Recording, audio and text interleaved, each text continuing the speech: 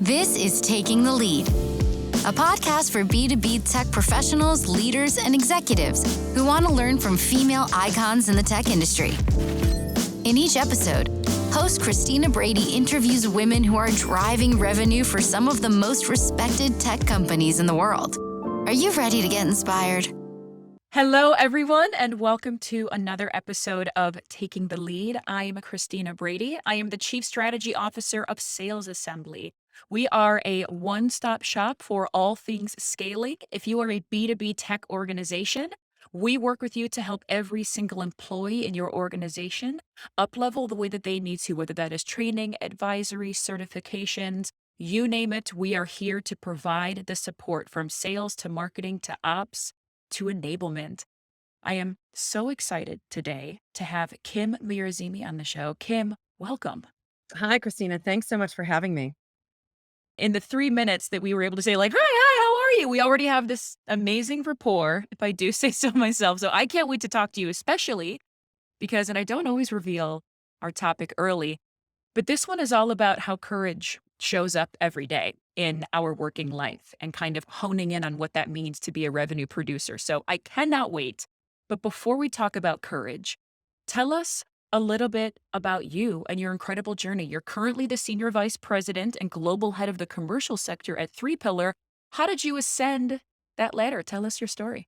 Yeah, I love to reflect on it. So thank you for asking that. It's been, I am in my 9th year here. And so my journey started in enterprise software sales and continued to move. And I moved into services. And I remember people saying, "Are you sure you want to do that?" And I said, "Yes, I want to do that. I want to take the leap. I need to do something different." And I've never looked back. And now I look back and I say, I've never looked back. And it's been 9 years. And I've played many, many hats in the organization, I think, to really, which is the amalgamation of where I have gotten to today, and really happy and proud of that. Starting there, I'm out of Boston, Massachusetts. I was asked to open up the regional offices here and really get those going. At the time, I think we were probably a $20 million, $20 million organization. Today, we are a $150 million organization, and we're looking to grow and have been growing at these crazy rapid rates. So really excited about the company, where we're going, how we've gotten here, and my journey as part of that, right? As part of and being able to walk through all those chapters. So opened up the offices here, did business development, obviously regionally and then nationally.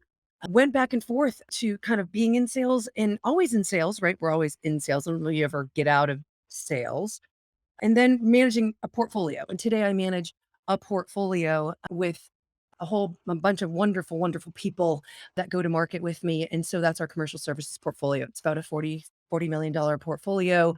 And again, rapid growth. We work with healthcare, manufacturing, many enterprise clients, et cetera. And just the next start of the journey, the next chapter in the journey, and looking to see where our next page is going to turn.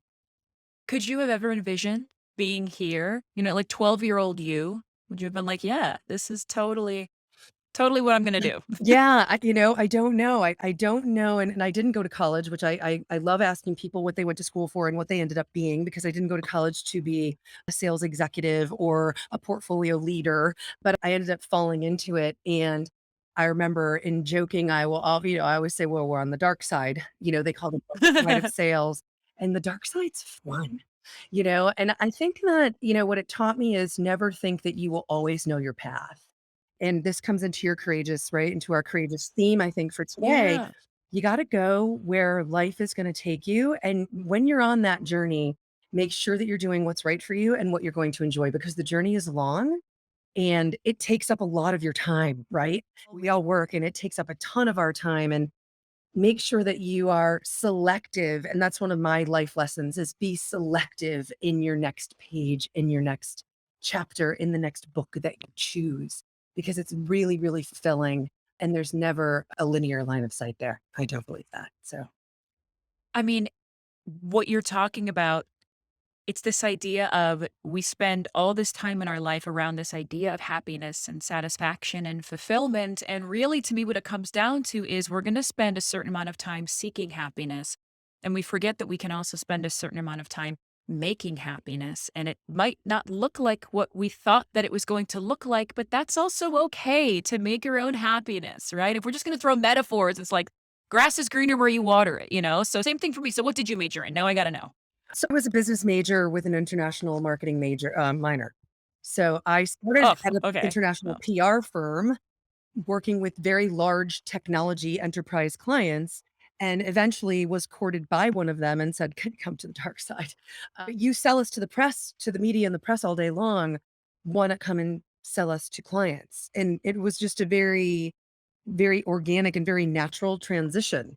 And I loved what I was doing. I love my background, but I never looked back from there, and continued really into basically software sales. And then obviously here with Three Pillar, really managing digital product transformation and services.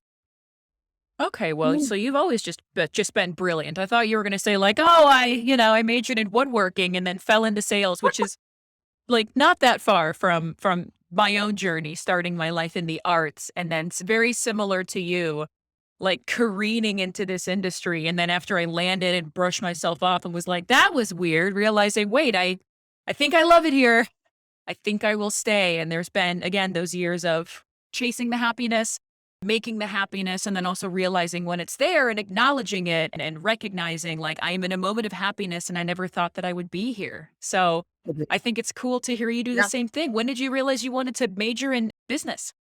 I think that's just something I always wanted to do. I think I knew I was not going to be a Man. doctor. That was not in the cards for me. My mother would probably still tell you I could have been a lawyer because I'm a great debater and I'm thick headed. But I think it's just something I was always intrigued with. I liked the marketing part. I love the international part, right? When you're younger, and I think there's just all kinds of connotations that that can bring.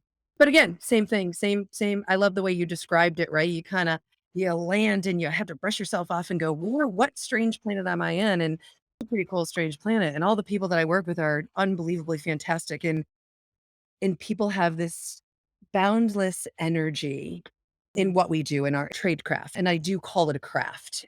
And I coach my teams a lot on, to your point, if you're in the journey, enjoy the journey, but do good in your journey, right? Hone your craft. Don't check the box. Don't punch in, punch out, right? Sales is not a punch in, punch out. You are working hard. And how are you honing your trade craft to get better and better and better at what you do? And that's what excites me when I can work with my teams and see them and instantiate that and give them agency to do that and help them on that part of the journey, right? I think that's where I've come kind of full circle, right? I was that person for many years, honing. And then you reach different levels and you want to share that and you want to help enable and empower others to do that. So we talk a lot about honing your craft and being courageous in Mm-hmm. honing your craft because it's not an easy thing. It's complicated and it's hard and there's many facets, but you have to be courageous and jump in head first and brush yourself off and keep going. And, the journey is pretty wild when you're doing it that way. You know what? You're not thick-headed, you're fortified. Like, that's Fortified. big difference. You're fortified, and you're right, and you know what? What do you think are some of the things, especially if we look at revenue producers or even leaders of revenue producers? I think they know that they need to be courageous because it's a really, really hard job. Like, the job of a producer, oh my god, whether you're a BDR or an AE, having to deal with that level of emotion and that kind of interaction and that sort of, I always feel like I'm a pest, is it like, how do I talk myself out of that? What do you think stops people from being able to have the courage that they need to do that job well? It's a great question. And I don't know. I think the answer is going to be different all the time. I don't think there's one answer to it. And I've seen it permeate in different ways. If I bubble it up, I think that people have fear of not doing it well or being wrong and obviously the adage and being rejected. Oh my God, if you can't be rejected, don't be in sales. I kind of Right. agree because you're going to be rejected way more than you're going to be accepted. And that's you just have to kind of manage through that part of your fabric and that part of your craft and figure out how again, we'll go back to how you brush yourself off and pick yourself back up. I say big girl bootstraps for women, could be big boy bootstraps for men. But I think that holds people back. I think that people need to be very intentional, right? We read a book, and of course it's going to escape me right now, a few years ago. And I remember it was the four disciplines of execution. I have it right here. Oh, And it yeah. talks about a wildly important goal.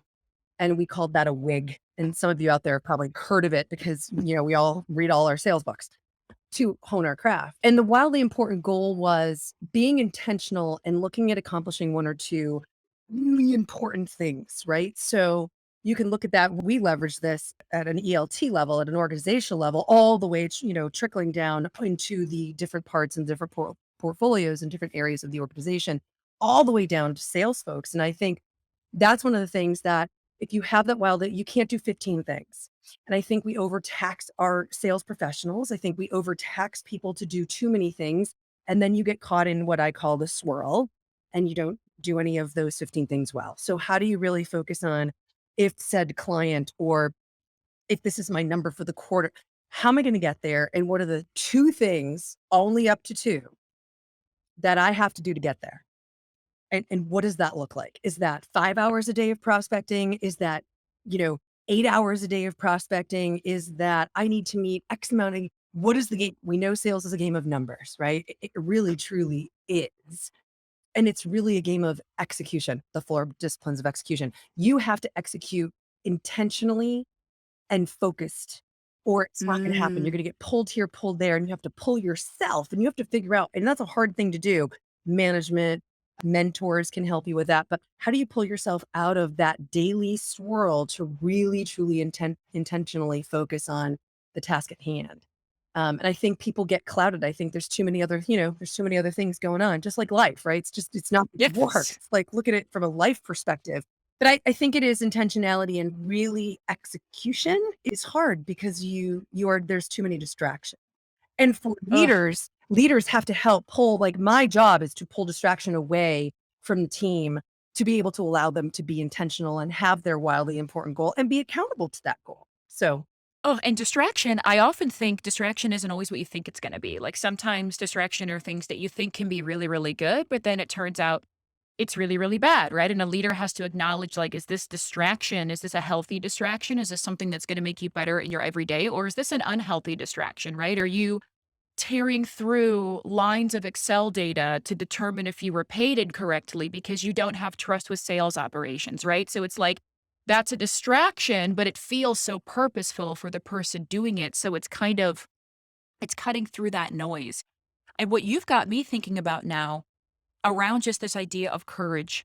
I don't know if you feel the same way, but I've always felt like there's accepted courage and then there's unaccepted or unsupported courage and knowing which one is which. So the accepted courage would be, hey, push back on that prospect. Try to give them a brand new paradigm. Do something that's never been done. When you hear a no, try to pivot really, really differently. If you're going into a month and you're going to pop up a goose egg, do something brave and extraordinary that you've never done before to try to hit that number. Like there's all these areas of just, I'm going to be courageous and I'm going to do it. Then there's the unsupported courage that should be, which, politically that can look like, I don't know, fighting for rights. Or internally in a company, maybe that could look like calling out when another person at the company has some kind of unconscious biases or does something that is not in light of celebrating diversity, right? There's this courage that initially it's like, wow, it's going to take courage for me to speak up and this is going to be really unpopular. And I think if you're not used to living in an environment where courage is celebrated, you often don't know which one should I be leaning into and both. And so in terms of courage and when you're trying to encourage your people to show up like that, how do you make it a safe environment for people to take risks and not regret it and never do it again? Not be a turtle and go like back in the shell, be like, I came out once and then I had to go back in, never going to come out. How do you make it safe? yeah, it is a fantastic question. And I love answering this question. I think Yes. which is the complete polar opposite of how salespeople think. Salespeople are run, run, run, go, go, go, type triple A, double A, quadruple A, right? I'm married to one. He's a quadruple. He's worse than I am. Run, run, run, run, run, run, run, run, run, fast, fast, fast, fast, fast, fast, fast. No, no. Stop and pause and take a breath. Stop and talk, pause and take a breath and be intentional. I learned intentional when I started here. I'd never really heard we need to be really intentional. What does that mean? What does that mean? Yeah. Right? No, I'm supposed to run a mile a minute. I'm supposed to get 1,700 new prospects and da, da, da. And I learned intentionality here. And if you pull the thread, the other thing that my team gets sick of hearing me say is connective tissue, right? There's connective tissue No. everywhere. A goes into B, goes into C, goes into D, and you keep going. You gotta be so stop and take a breath. And it really comes down to the adage, plan your work your plan. But if you're going in to see someone and you need to, we're talking about being courageous. Well, how are you courageous? Well, if I don't know what I'm talking about, I'm going in and I'm winging it because I didn't stop and take a breath and I'm running a mile a minute. I'm running into the meeting and I haven't really prepped and I haven't created a hypothesis on what I think about either this organization and this stakeholder and the situation they may be facing or what their competitors are doing. This is sales 101, but people forego it all the time, a lot. Stop and take a breath. Part of your job is to prepare and prepare yourself. And that's not solely understanding what the company does and on getting the background. And, LinkedIn's great, right? Think about the days we didn't have that. It makes me old, makes me ages me, right? But Same. take the time and pause. And your job is to prepare your foundation to go in because I am much more comfortable reporting up to our board when I have prepared for 2 weeks with the rest of my colleagues. I can go into that with confidence. I can go in knowing my numbers, thinking, hypothesizing is another huge one that I push heartily. Hypothesizing on what I believe they're going to ask of me and the curiosities they're going to have and where they're going to point me that I need to be ready to speak to, address, understand, or say I don't know, which is fair, Mm-hmm. right? Which is fair enough. I may Yes. not know everything and you need to do that, but it's the preparation. So it's the connective tissue of to be courageous, stop and take a breath, prepare. When you prepare, understand and do your research, but hypothesize. Come up with a hypothesis or two or three. I have a notebook every time. Here it is. I'm very visual. I love it. Every time I go into a meeting has nothing to do with the title. I mean, I know who I'm meeting with, but it is my questions and my hypotheses on help me understand, Christina. I notice A, I notice B, and this is where I see this going. Does this mean X and Y to you? Is this something that you guys are concerned about? And guess what? And this is the other thing about salespeople. People are afraid to be wrong. People are not courageous. I'm not going to go out on a limb because if That's I'm it. wrong, I'm going to get kicked out the door. You want to know what? That is completely incorrect. Probably 90% of the time, in my experience. Yeah. That Well, person, if you've kicked somebody out for being wrong, you're a jerk, person, right? do you Like, want to do business with yeah. them anyway? Most Right. 9 times out of 10, and it's hard to get some people, especially people that are newer to the craft. When you do that, if you have some pretty good hypothesis, right? Because you've done your research, you've figured this out, you feel good going in and being like, help me understand this. That stakeholder or that executive is going to look at you and do one of two things. They're going to say, Christina, oh my gosh, man, you really took some time to learn my business. You are spot on. And yes, and they're going to talk about it. Or they're going to say, wow, Christina, you're not there. Close. But let me explain it to you. Let me tell you what it really is because they're so appreciative that you actually took the time and energy and you were brave and courageous to go there on that hypothesis, on that limb, right? You're walking the plank a little bit there that they're like, you invested enough for me. Typically, I will now tell you how you're off and where it really is. Either way, you win. Whether you're right or whether you're wrong, typically, either way, you earn some credibility, you earn respect, you earn the ask for the, oh, well, now I understand what, so this might, da, da, da, and you can continue that conversation and obviously close for your next opportunity with them or to continue, exponential conversation. I think that people are afraid to do that.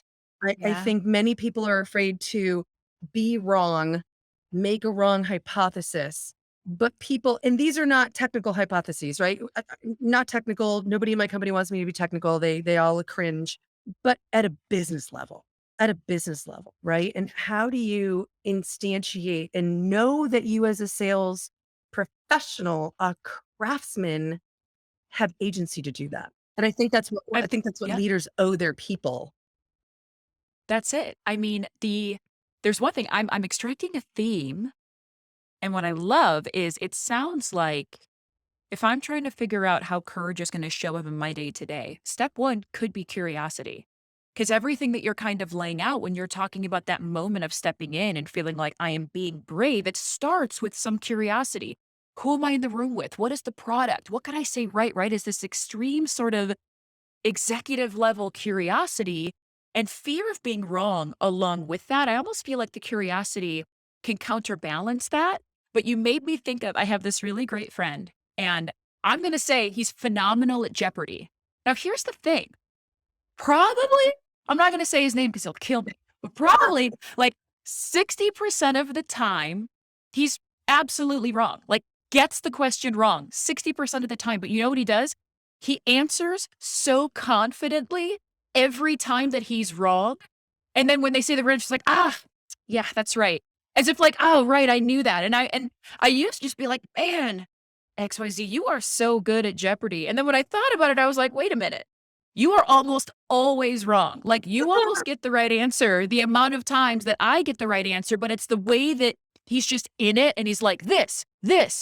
Yeah, knew it. And I was like, oh man, you're crushing it. But right, but it's that he's leaning into it. He's like, I'm going to give this what I can and I'm going to be right and it's going to be celebrated. But if not, you're going to see me trying. You're going to see me be curious. And there's just this air where I think of him as like, oh, I've got this friend who's really good at Jeopardy. When I think about it, I'm like, it's actually he's actually, like, just kind of okay at Jeopardy, but it's to show if you're amazing at it, show it and lean in, and don't be afraid to be wrong here and there because if anything, it just makes you human. Like, if you're a brilliant person, you gotta come down to the level with the rest of us and be wrong every now and then, you know? Yeah. Like, it's okay to do We're that. superhuman, right? Exactly. That's okay. Yeah, That's yeah, okay. Yeah, I agree, and I think, and I've seen some. I think when you do it a couple of times, and you get like anything, you get acclimated, and it makes more sense. Then you're off to the races. Like, okay, I got yeah. this. People run. I think we push people to run, and we don't. We cannot lose the lack of intentionality and focus. I think the other piece that with courageous is make it personal. When you speak of curiosity, it can't be surface level. It has to be sincere curiosity, right? It has to, Mm, be that in curiosity, not only to about be the genuine. business and yeah, it's genuine and about the person, right? What are they going through? What do they want? They're on a career path, no different than any of us are, right? What is the business asking of them? It's one of my favorite. What is the board asking of you? What seat are you in? How do I help you? Is this a problem for you? Or are you good? You got it. Because that's usually what we answer to a board, right? In our organization, what is the Absolutely. what do you need to do? What is going to help you get there? So I think it is one of those. I think it's those personal things too, and I think that's obviously nobody would argue that point being personal, but I think genuine in that curiosity and how you approach is super important. So And it's respectful. It's respectful. Like, I think there's a lot of content and a lot of conversations that are coaching as well. I mean, producers, right? Salespeople, managers, right? This idea of like, go out there, be brave, be courageous, fall on your butt, get back up again. That's how it's done. And that's the right thing to do. But I also want to spend an equal amount of time encouraging people to be good prospects. And I feel like that's also not discussed enough is that most of the salespeople that I talk to that either hated the job, had to get out of it, or are currently struggling, it's this idea of, I wish I could do all of those things, but I can't always count on my prospects and my buyers to treat me with respect and treat me with dignity. And honestly, sometimes a bad prospect convinces you that you can't fall down because you will never get up again. Like I remember one of my first Mhm, sales calls when I was mhm. first starting out in my career. Now, granted, I was selling insurance, which everybody out there who sells financial products, you just keep going. so hard. It's so hard to sell that product, No, right? no, disagree. But I remember, Yep. oh man, Monday night, they were like, Monday night's pizza night. And it was a trick because Monday night was not pizza night. Monday night was come work at the office from 7 to 9 p.m. We will order Domino's and make you call 100 cold Oh, leads. Right. And then we would like stack rank you on the board for who got, and they're like, it's pizza night. I was like, order no, this is chain. torture You're night thinking it's fun. with, yeah, with bubble guts because I'm eating all this pizza super late at night. So this is lead night followed by gastrointestinal discomfort and emotional scarring. That's what Monday nights Fabulous. are, right? Like that was what that was. And I remember so it's 7 o'clock at night and I was like, why are we doing this at 7 o'clock at night? They're like, well, people are home. I was like, this is awesome when people like don't want to talk to us. And they're like, no, go ahead, get on the phone. So I'm like, okay, gonna be a good soldier. I'm like, get on the phone. This guy answers. And I was like, oh, hi, this is Christina calling from insert this financial firm. It was MetLife. It's fine. And he was like, what do you want? And I said, oh, I just wanted to call in and check in on your policy. He's like, now? I'm like, I have time, but do you have time? And he was like, you've got 1 minute. And if you don't say something in 1 minute that I like, I'm hanging up and you better never call here again.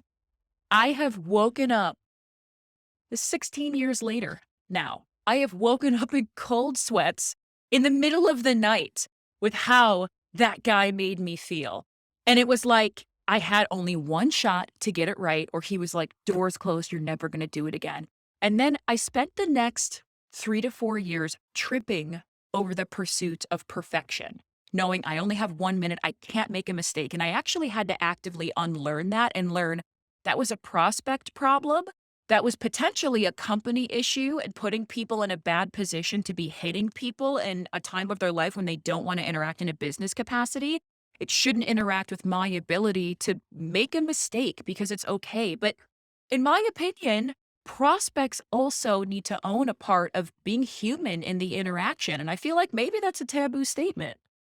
Right. It's a really interesting take on it. I completely agree with you. I think there needs to be accountability on both sides because if they're looking for something, you're looking to provide that something. At some level, they're looking for a symbiotic relationship. They're looking to buy or understand or procure or make change, instantiate change. They're trying to understand if you're the person that is with, or whatever that may be. And you could put this probably in any genre of products or services, right, or software. It's the same. Someone's looking to make a change, which I have another thought on that I'll get to in a minute. But I think two things. I think, yes, there's a side of humanity that I think people forget about, and that you know we're all here trying to achieve an end goal. Mine may be different from yours. We may or may not be aligned, but we're all going for the same thing, and we're all trying to do our jobs and do them well. And maybe you don't like all of it, but I'm still a human and you're still a human, and we need to treat with each other with respect. I think, that could be a whole nother topic of conversation, which we do not have time for today. How I think that humanity, Ugh. the way that we treat each other could always use improvement. I think the other thing is, you know, when you have those situations where someone may not be as open, but you've prepared and you have your hypothesis, you may turn it a little bit of a different way. Well, okay, Mm. here's why I'm calling you, because I understand A, B, and C. What if I think you can do B, I think you can do D, E, and F. If you don't want to tell me, if you don't want to hear about it, I don't have to tell you. But it's going to improve your policy, or it's going to improve your platform. And we've seen it done 500 times because we've done it. And here's 3 stories that I can give you. I ran over a minute, but tell me if you think that was credible enough. And you got to have that. And I think the other piece of that is, again, preparation, research, intentionality. Many people will get caught, right? Many seasoned people will get caught if you are not prepared for that one, the curveball, like, right, the hard ball that's just coming right at your face. How do you counter that? And sometimes you have to be firm back. I'm calling you to help Mhm. you, right? I think you need to, as most sales professionals and executives, you have to know when to bob and when to weave, and you have to know when to say, this is why, and but hey, that's at least I'm on your top of mind. If now's not the right time, please get back to me. But then you trickle and follow up, right? And follow up and follow up, because not everybody's going to open the door and with welcoming arms and be like, come on in, have Right. coffee. I think we Right. all know that. I think the other piece of that, what you made me think of when you were talking was, we talked about hypothesis and being courageous and just maybe saying no. Okay, maybe Yeah. not, right? Or again, everyone wants to do things very quickly. I go back to stop and take a breath. Salespeople want to do things very quickly. I want to return the call in 2 minutes. I want to send the email back in 2 minutes. I want to do this in 2 minutes. I want to do that in 2 minutes. Responsive. There is responsive and there is over responsive. And we are Toxic taught in our responsiveness. Yeah. craft to be over responsive or over, inundating. Take pause. I have told my people many times, don't call them back. Don't send that email today because you're probably not going to make them happy. Oh no, but I have to do, but I don't, no, no, we got to do this today. No, no, we don't. No, it's not the end of the month. It's not the end of the quarter. You can wait Right. 24 hours. And in some sense, you start to train your prospect or your customer as well, not train like that, but train them in Yeah. that you also are to be respected. You have a job, you have a world, you're being respectful of theirs. And it's almost like you can start to seem desperate with responsiveness, or over responsiveness can turn into, do you know what I'm saying? It's a weird fine line, Totally. but I think over too responsive or too communicative or too just in your face, that literally can become a turnoff in its own right. And I think that you need to be able to temper that on a stakeholder by stakeholder, or on a client by client basis. And I say this to train your client, to train and so that you guys are on equal footing. Because I think many times we de-elevate ourselves as sales professionals to the stakeholder that we're trying to work with. Yes. No, there's a lot of equality there. You have to embrace that. That is part of honing your craft. I am an equal. I can consult you and help you in your career if we do these, if you listen to me and give me some of the time. Now you got to earn cred to be able to do that, but elevate yourself as an equal. They don't want to talk to you if they don't think you're an equal. You will never get the time of day. You will never get the mind share. You will never get the brainchild from them. How do you do that? And that's an unending journey. How do you do that? Because each individual, this is the person, this is the human aspect to your point. The guy on the phone, hey, he told you, he gave you you have 1 minute. Most people, I mean, I've been in that mode, and I am an executive, and I'd be like, I'm in the middle of cutting up a chicken. I gotta go. No. Is this a cold call? They're like, oh yeah. I'm like, okay, no, It it's is. goodbye. And then Feels I real feel cold. Yeah. awful afterwards. Yeah. But I think, Yeah. when someone gives you that at that point, you have nothing to lose. Totally. And you know what? That moment, while it haunts me, it haunts me. Sure. That All of our first, yeah. Yeah. But you know what? The first time I fell down as a kid, I had to realize, holy cow, that's because I was just standing. Whoa. Right. So it's like this moment that in my mind, I was like, wow, I never want to feel like that again. And in my mind, I was like, if the next person who answers says that to me, what would I say? Because I biffed the first one, hard biffing. Right. He's like, you have 1 minute. I was like, well, we sell insurance. And each time he's hung up on, right. It was, I was like, I wasn't ready for that. It had never happened to me before. But then I was like, "Oh my god, what would I say if that happens again?" Right? So there is that there's that element of preparedness and showing up and being ready, but also, I think to your point, you have to teach people how you wanna be treated, right? Like, I'm gonna teach you how to treat me, and that's important, is to show like, "Look, I'm calling you because I believe that I can help. I have a point of view, and other people like you have also taken on the point of view that this could be really, really helpful. Let's discuss if we agree. If we don't agree, we don't agree. That's We okay. can agree to That's disagree. okay. We We can can, agree to disagree. And you know what? You go do you, I'll go do me, and yeah. maybe in 5 years, we'll come back together. Well, I And think, it's right. And I think that's people need it. to not put square pegs in round holes. If someone Yeah. doesn't want to work with you, they're probably not going to be the greatest people to work with or the greatest organization to work with anyways. I mean, we all have Yeah. them. We all see it in our careers, right? We It's funny when I first came here, because I came from CA Technologies, 7 years, challenging as a sales representative, challenging as a sales executive, challenging, hard, very hardcore. And someone I actually had a meeting this morning and someone said, "Well, what did you think about that?" And people always ask me like, "Oh my God, you came from there?" Because there's a whole like obviously like universe of people that work there. And we all still keep in touch. But my comment was I learned a whole lot of amazing things to do, and I learned a whole lot of amazing things to not do. And you never ever lose any of that real world training. And for that, I cherish my time there. I learned a lot exactly to what you're giving your example on, right? And I definitely riffed a whole bunch of stuff. Oh my God. And then there were those Bad. ones that you Yeah. hit out of the park and you're like, okay, how do I figure out how to replicate that? And how do I make sure that I'm prepared? And what are the curveballs that they may throw at me that I need to be able to dance right on my feet? And to gain that respect with your client and be able to allow yourself the agency to be curious and ask questions. And, I literally have said like, sometimes I'm not the smartest person about this, but I think I've got it. Can you help me? Can I pick your brain on this? And then you kind of disarm people as well because they don't feel like you're selling anymore. They really just feel like you're trying to understand, genuinely understand. We were working in manufacturing. We've not worked with 1,000 manufacturing companies. It's different. Steel production is different than software, right? How are you? Help me understand. This is what I read. This is what you're doing. You're opening these two plants in the United States because of the supply chain issues. That's awesome. What does that mean from a automation perspective, right? Da, da, da, da.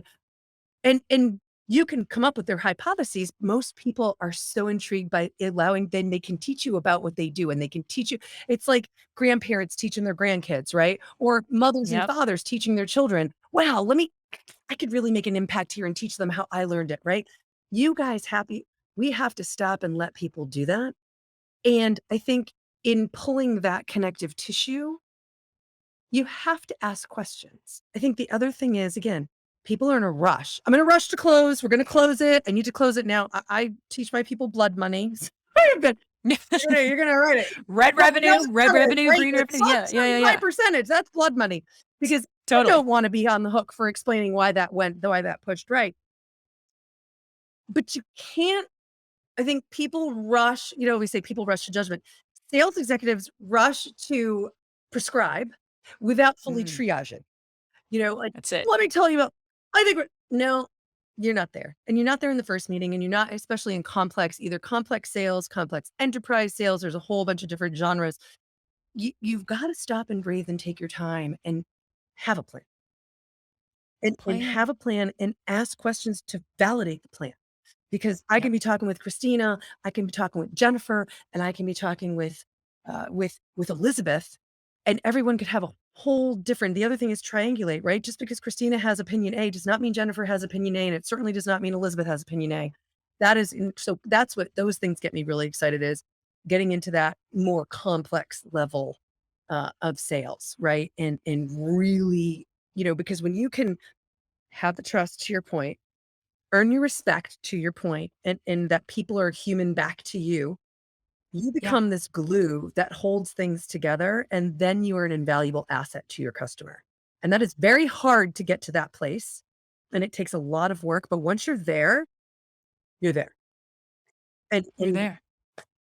though that's nirvana. That's like when and you see it happen. It Woo. doesn't happen all the time, but when it does, it takes your breath away and you're like, and I I wish did that it. for everybody because it's the coolest, wildest thing that I've ever experienced, on the dark side. Oh, well, what a beautiful place to land the idea of creating nirvana. And speaking of nirvana, we're going to have to do a part 2 of this because there's so many things that I was like, "Ooh, want to hit on that. Ooh, I want to hit on that." And we will. We'll hit on them another time. But for now, we have reached the conclusion and it is time for our rapid reveal. You've got 5 questions, 60 seconds or less to answer. Are you ready? I am ready. Without every Uh, sure. yeah, okay. Great. Okay. So number one, curveball. Like, no, no, no, not a curveball. Softball, different ball. Softball. What is a hidden talent of Yeah, yours? this is probably the hardest one, I think, for Oh, so me. curveball. Okay, Curveball, great. yeah, this is Yeah. curveball. Hidden talent, I'm going to say that I'm a good mini golfer.